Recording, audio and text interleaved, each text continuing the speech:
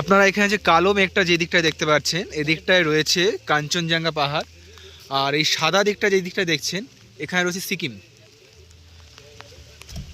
এখানে চা বাগান।